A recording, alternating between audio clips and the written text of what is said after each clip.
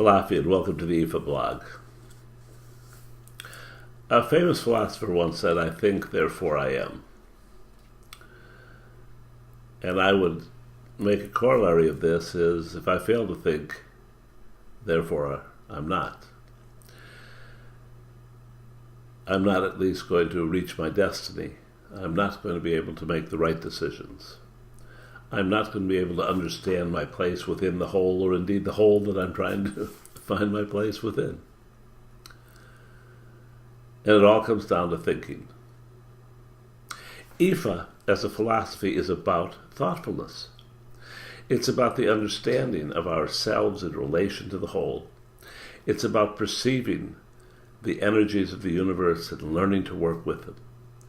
It's about establishing a system of good character and morality, not based upon some, quote, God-given set of rules, but upon our observations of how the world works, and how people thrive or fail to thrive, about how people grow or fail to grow. And in order to achieve these things, you must be thoughtful. And yet it's clear that this becomes increasingly difficult in today's world. Increasingly difficult because those people or groups that have their own agendas and are only interested in carrying out their agendas, those people don't want you to think. They don't want you to be analytical. They don't want you to be thoughtful. If you were, they'd be in trouble. So they shut off your thoughtfulness and your thinking in a very clever way. They press an emotional hot button. In much the same way when our child or infant is screaming in the store and we want to do anything to quiet him, so we perhaps give him an ice cream bar or a piece of candy. And that distraction focuses him, makes him forget about what it was that he was complaining about, and allows us to go about our business. Unfortunately, the business of the groups of people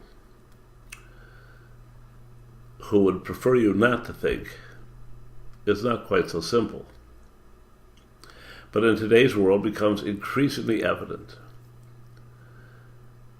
Press the hot button, get the adrenaline emotional response, turn off the individual's ability to be analytical, thoughtful, contemplative, and to reach the correct decisions about themselves and the world they live in.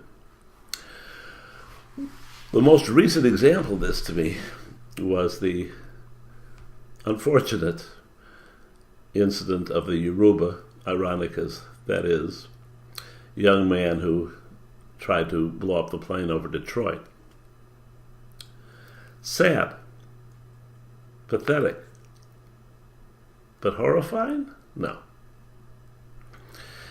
You see, if you think about it, or if you use your brain, and let me preface this by saying I'm totally, opposed to terrorism of any kind.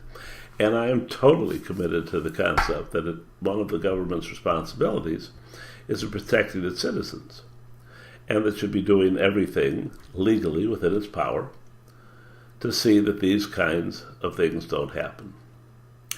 But to take the focus of the American public, press that button, off of so many issues which are important, critical to the whole, in a much more substantive way than terrorism, is unfortunate. We should be able to multitask. We should be able to take care of terrorism and other needs of the population as well. To understand this, by the way, in case, it doesn't sit comfortably with you what I'm saying, let me run some statistics by you from the government Bureau of Transportation. In the past decade, according to their records, there have been 99,320,309 commercial airline departures that either originated or landed within the United States.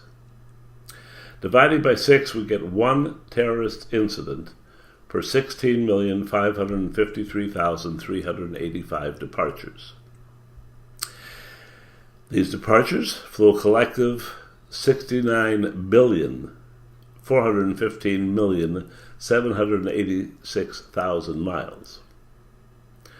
That means that there has been one terrorist incident per 11,569,297,667 miles flown.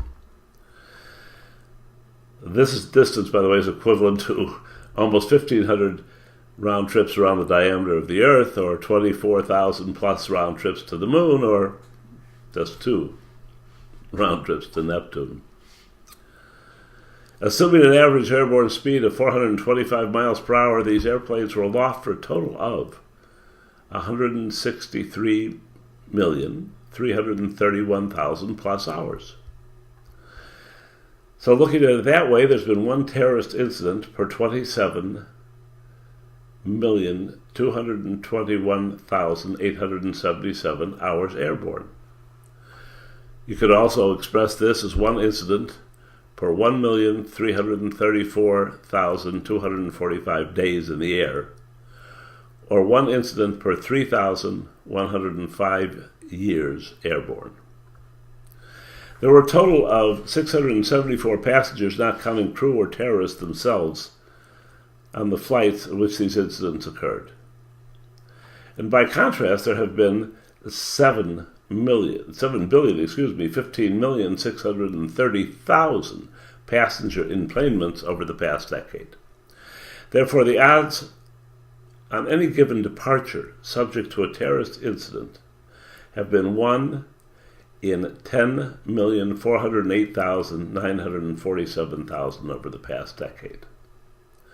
By contrast, the odds of being struck by lightning in any given year are 500,000 to 1, meaning that you could board 20 flights per year and still be less likely to be the subject of an attempted terrorist attack than to be struck by lightning. That's not meant to minimize or forget about terrorism. It's about trying to get that hot button unpressed so that you can think. So that you can think about issues, for example, like the Harvard University's medical study showing that 40,000 American lives are lost each year as a result of individuals not having health insurance. So at the very same frame that we're talking about, 400,000 Americans have died from a different kind of a problem that can, obviously, be addressed by the government or our society. This is not meant as political legislation. This is meant as a way of understanding how Ifa works. That we must use our thoughts, we must use our analysis, we must use the calm and cool and thoughtful way of addressing problems as a way of steering us through problems which exist in our life, our family, and the world we live in. To allow that button to be pressed that turns off our ability to think and to analyze is the worst kind of personal terrorism. Until next time, love and blessings.